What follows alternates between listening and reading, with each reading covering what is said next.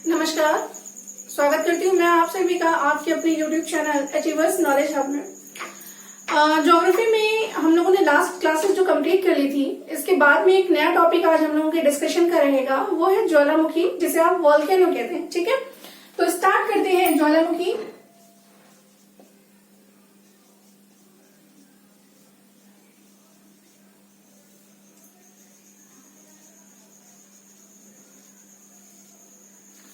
Volcano start करने से पहले मैं आप लोगों से एक चीज बताना चाहूंगी कि आप लोगों को जो भी अभी वीडियोस प्रोवाइड किए गए हैं, आप संस्थान के द्वारा वो नोट्स आपसे चेक करने के लिए मांगे भी जा सकते हैं कभी भी नेक्स्ट वीक से। तो आप लोग इस चीज का बिल्कुल ध्यान रखिएगा कि अपने नोट्स को कंप्लीट कर लीजिए। और जो आपका साइंस का टेस्ट हुआ था उसमें कुछ चीजें तो आप लोगों ने सही की है, लेकिन काफी चीजें जो है जो अकॉर्डिंग टू आंसर होनी चाहिए थी वो परफेक्ट नहीं है। तो चीजों का डे टू डे रिवीजन करना जरूरी है और इसको जरूर से जरूर करते रहिए। ठीक है, और वॉल्केनो जो हमारा ज्योग्राफी का नेक्स्ट टॉपिक है, इसको ये छोटा सा टॉपिक है, लेकिन इसको समझने के लिए अगर देखा जाए तो यहाँ से एक क्वेश्चन जरूर बनता है। तो देखते हैं हम लोग वॉल्केनो। सबसे पहले आपसे पूछा जाता है कि ज्वालामुखी होता क्या है, किसे कहते हैं आप ज्वालामुखी। तो एक चीज समझिएगा,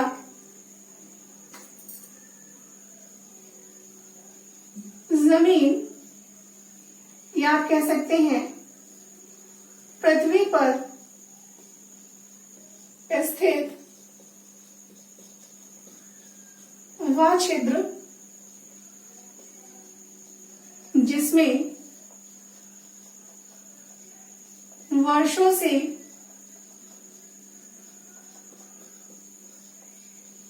चट्टानों के अवशेष, तत्व,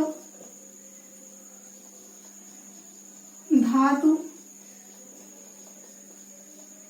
खनिज, गैसें एक तरल रूप में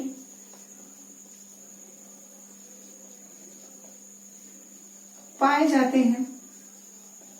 ठीक है,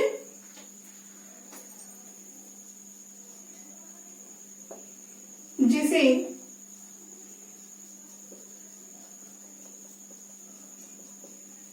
ज्वालामुखी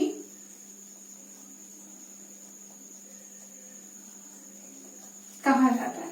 ठीक है, अब एक यहां पर दूसरा पॉइंट आता है कि मैग्मा क्या है। मैग्मा या जिसे लावा कहते हैं। तो ज्वालामुखी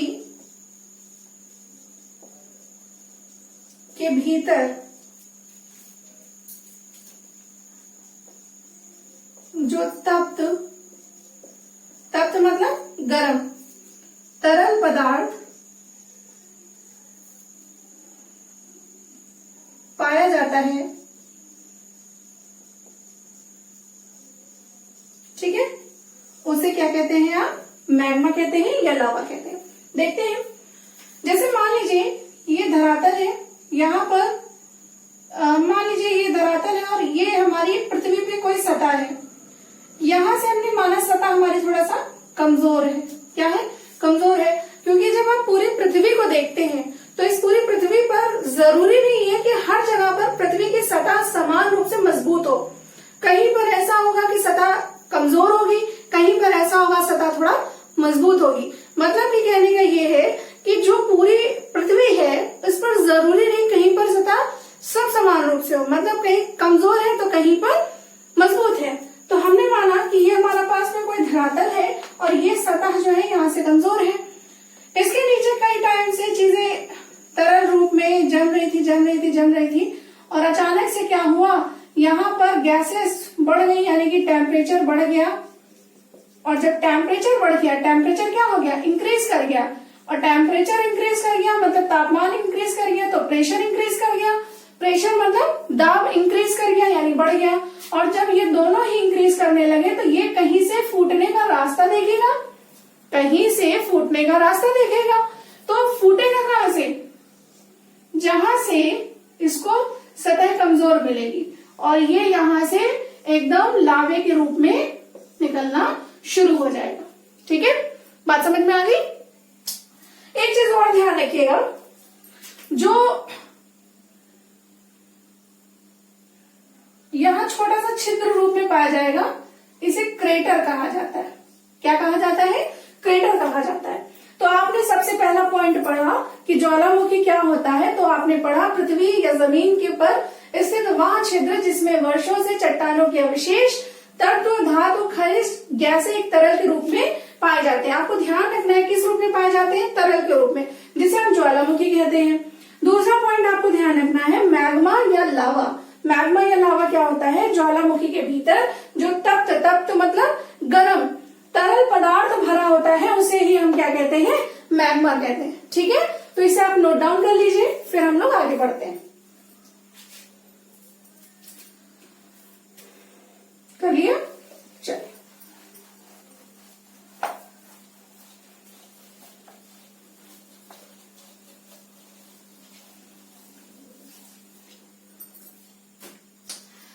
इसके बाद में नेक्स्ट पॉइंट पूछा जाता है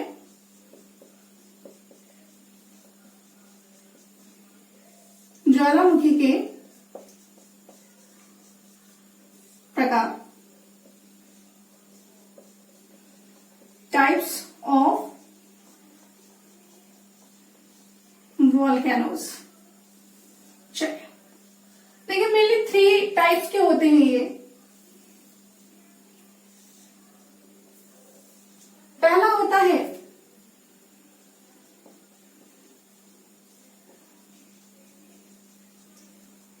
जागृत ज्वालामुखी, जिसे हम कहते हैं एक्टिव वॉल्केनो।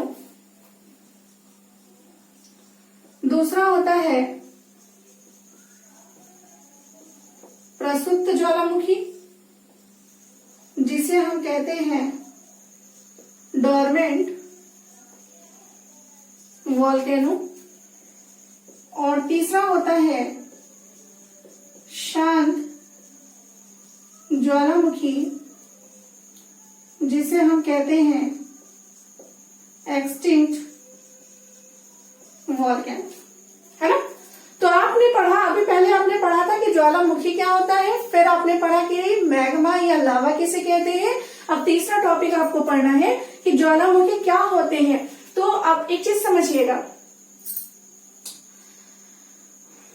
आपका ज्वालामुखी जो है ये मेनली 3 प्रकार के होते हैं। कितने प्रकार के होते हैं? 3 प्रकार के। आइए समझते कौन कौन से होते हैं। पहला होता है जागृत ज्वालामुखी।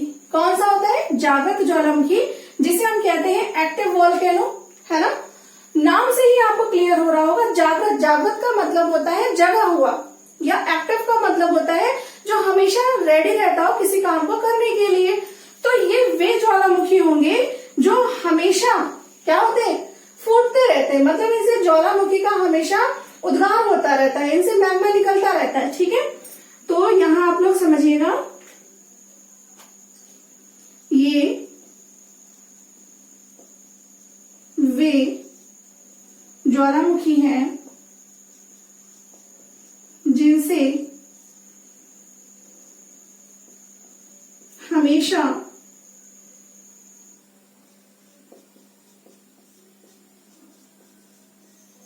लावा निकलता रहता है ना।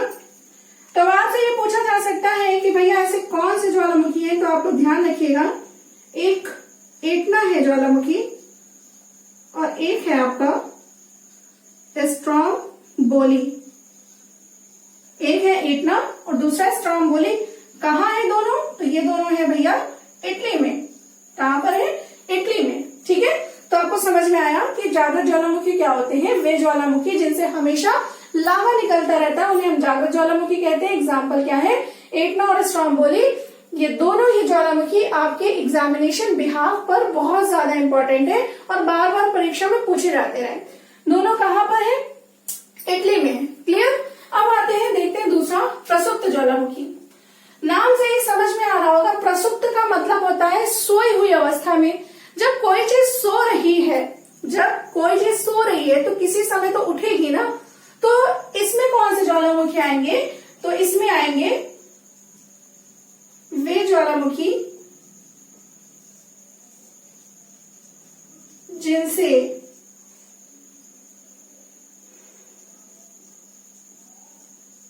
लावा उद्गार होने की संभावना ना हो, परंतु अचानक ही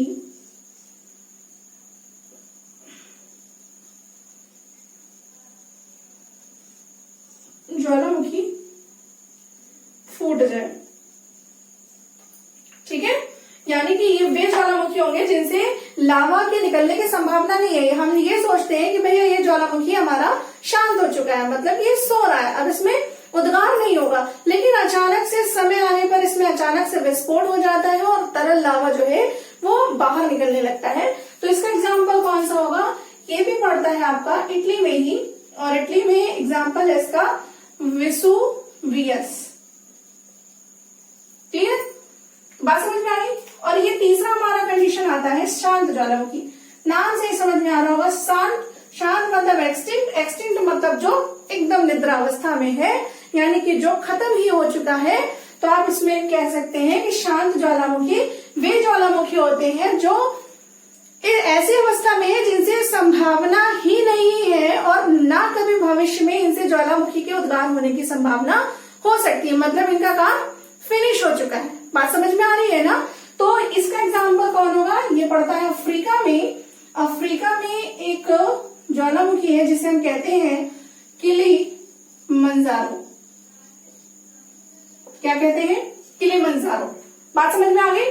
तो आपने पढ़ा ज्वालामुखी क्या होता है, फिर आपने पढ़ा ज्वालामुखी में जो लावा हम मैग्मा बोलते हैं वो क्या होता है, फिर आपने ज्वालामुखी के प्रकार देख लिए। ज्वालामुखी के 3 प्रकार हैं, आपको ये मैंने बता दिया है। ठीक है, ये आपका छोटा सा टॉपिक था ज्वालामुखी, ये आपका टॉपिक कंप्लीट हो गया है। ज्योग्राफी में इसी तरह के छोटे छोटे टॉपिक्स ही आपके एग्जाम में आने हैं, ज्यादा बड़ा नहीं आना है। ठीक है, कल हम लोग जो डिस्कशन करेंगे वो करेंगे मिट्टियों का, और मिट्टी यानी कि सॉइल क्या होती है, कितने प्रकार की होती है। स्पेशली हमारा लेखपाल परीक्षा की वजह से ये टॉपिक्स है, तो उसमें आपसे मृदा से संबंधित ज्यादातर क्वेश्चन आपके भारत भाग से आए हैं, मतलब कि विश्व ज्योग्राफी में यानी कि वर्ल्ड ज्योग्राफी में आपको ज्यादा प्रश्न नहीं पूछे गए मिट्टियों के संबंध में।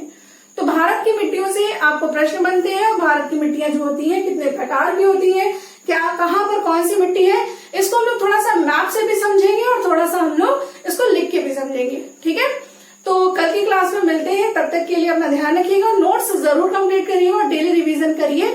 टेस्ट का रिजल्ट आपको 1-2 दिन में दे दिया जाएगा, और जो भी कमियां हैं आपको वो संस्थान के द्वारा बता दी जाएंगी। ठीक है, तो ध्यान रखिएगा, कोविड-19 महामारी से बचिए रहिएगा, और सतर्कता ही बचाव है। अपना और अपने परिवार का बहुत अच्छे से ध्यान रखिए। तब तक के लिए thank you, take care, bye.